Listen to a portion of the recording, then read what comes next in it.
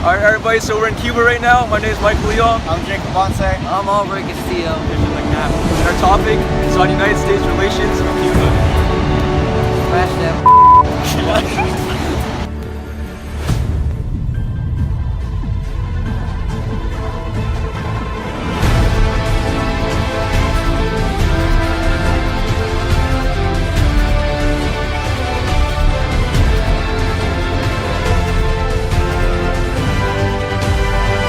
What were the relations between U.S. and Cuba in the late 1800s? Before the Spanish-American War, the U.S. had a good relationship with Cuba. The U.S. was purchasing about 87% of Cuba's exports, and Cuba was one of America's trading partners. Was there anything specific that the United States wanted from Cuba? I'm not sure. All right, we'll head all the way over to our reporter in Cuba, Michael Stevens. Alright, well thank you Jake. So as you can see, the sun's coming out right now and the waves have started to come in the Caribbean Sea. But we got a representative over here from Cuba, Mr. Castillo. So Mr. Castillo, you know what the Americans wanted from your country?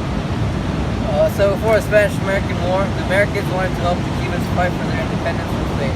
They also wanted sugar plantations and the expansion of their territory.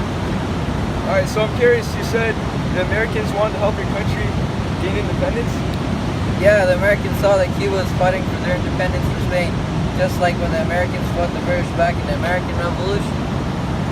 Also, you mentioned that America wanted sugar from Cuba and to expand their territory. Can you explain to us about that a little bit more? Yeah, so the U.S. knew that Cuba was a powerful trading center and could produce massive amounts of sugar and tobacco. This made Cuba a prime target for American expansionism. Alright, well thank you Mr. Castillo, and back to you Jake. Thank you, Michael. So let's get back to Christian.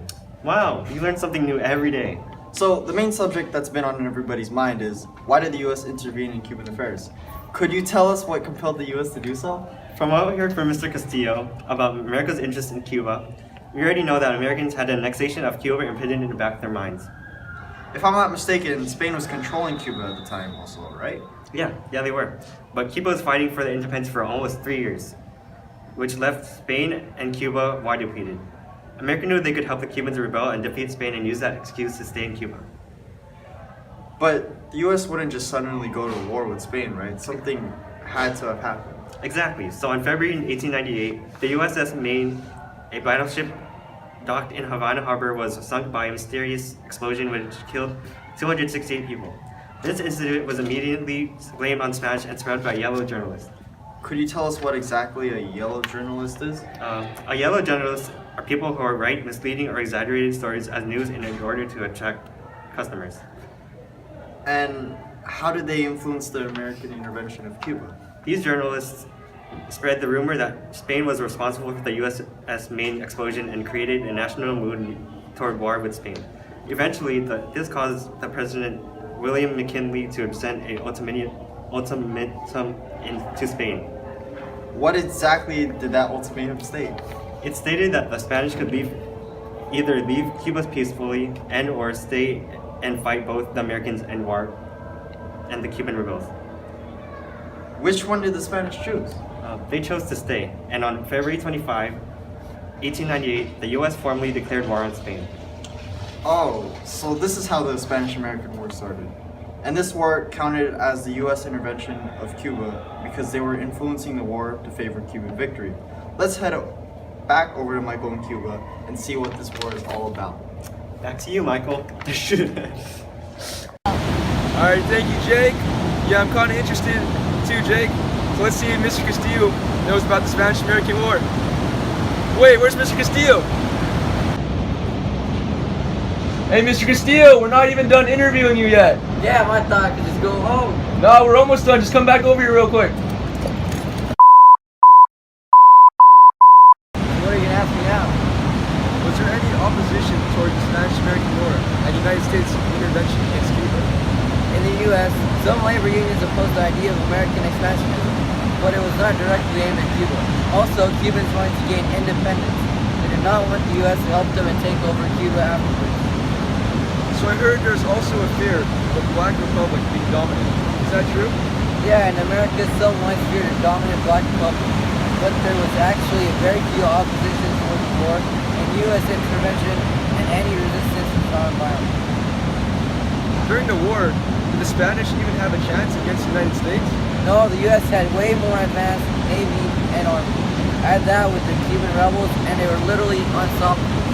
Also, do you know how long the war lasted?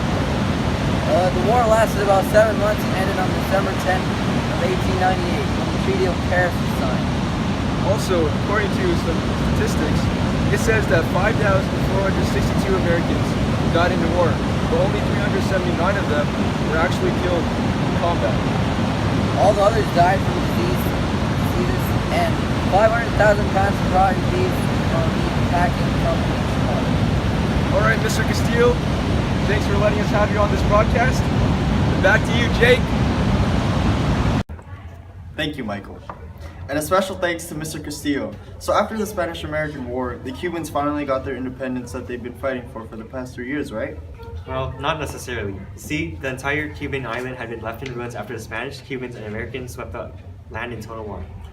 Cuba needed a way to rebuild itself economically, politically, and socially. So how did they manage to rebuild themselves? They never truly did because the American military government was proclaimed in Cuba following the war. General John R. Brooke was the commander, which prohibited the Cuban revolutionary government from getting control. Also, Cuba was completely out of money, which is why there wasn't much done to prevent the Americans from coming in. So basically the Americans just decided to replace the Spanish in Cuba after the Spanish left, but wasn't there a Cuban provisional military government that could loan Cuban farmers and landowners money? Yeah, there was one, but they decided to give their money to repair roads and recover sanitation. If the Cuban provisional military government would have given the money to farmers and landowners, Cuba's economic and social future could have been built on its own time. However, they didn't do that. I heard that this caused the land in Cuba to lose its value and the Americans eventually purchased some of it. Is that true? Yes, the land did become incredibly cheap, and some American entrepreneurs were able to purchase farmlands and properties for very cheap. Eventually, American commercials and business interests poured into the island along with American military occupation. I find that interesting because on July 20th, 1898, an article from the New York World said that an American invasion of Cuba was inevitable following the war. There is a sentence in that article that states Cuba's industrial and commercial future will be directed by American enterprise with American capital. I didn't know that actually. It's like they predicted it like it was going to happen, and it did. Yeah, it shocked me too. Was there anything else the Americans took from Cuba? Yeah, on February 1899, the process of transferring franchises, railway grants, street line concessions, electric light monopolies, and other privileges in Cuba to foreign syndicates and individual capitalists started. So it seems like the US took almost everything from the Cuban revolutionaries. The Americans basically bypassed the Cubans and took in industries and transportation directly from the Spanish. It's like the Cuban revolutionaries didn't have a piece of the pie. So why didn't the US just annex Cuba into American territory? Expansionists in America supported the annexation of Cuba, but there was one thing that stopped it, the Teller Amendment. What exactly was the Teller Amendment? The Teller Amendment stated that the United States could not annex Cuba because they had to respect the Cubans for the aspiration for independence for half a century.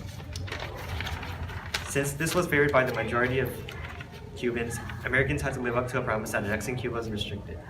Do you know what happened in Cuba's first election on June 16, 1900? All I know is that it was an election between a representative from the Democratic Union Party and the Cuban National Party. There was an electoral law based on the U.S. Secretary of War Elihu Root's plan for a restricted vote.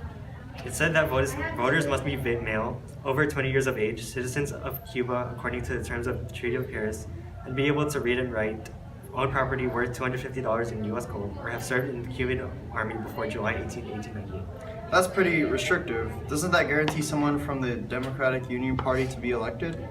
That's what everyone thought, but the annexationists actually lost in every single election, and representatives from the Cuban National Party won every time. Doesn't this mean Cubans were finally on the road to their own independence?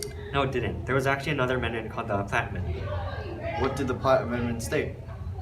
There was a list of 7 conditions from the Cubans that the Cubans had to accept before the United States could withdraw troops from Cuba. This outraged Cuban leaders and crushed the dream of Cuban independence. However, it was placed into Cuba's constitution on March 2, 1902, and the U.S. withdrew all their troops. So basically, the United States never really let the Cubans have the independence they deserved.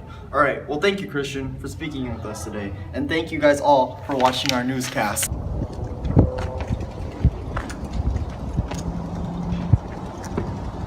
Hey, Michael, welcome back to America. I see you brought a friend with you. Yeah, this is Mr. Castillo. He wanted to escape from Cuba and apparently hitched on my plane to get back here. Well, since you guys are here, let me ask you about America's influence on Cuba today. Damn, this dude likes asking questions too.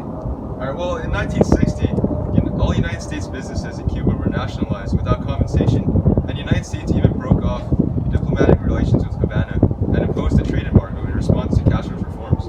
Who's Castro? Well, Fidel Castro was a revolutionist and he overthrew the Cuban dictator Fulgencio Batista. Fulgencio Batista. It's over, it's over. It's over. Oh god. Are you ready? However, they didn't do that.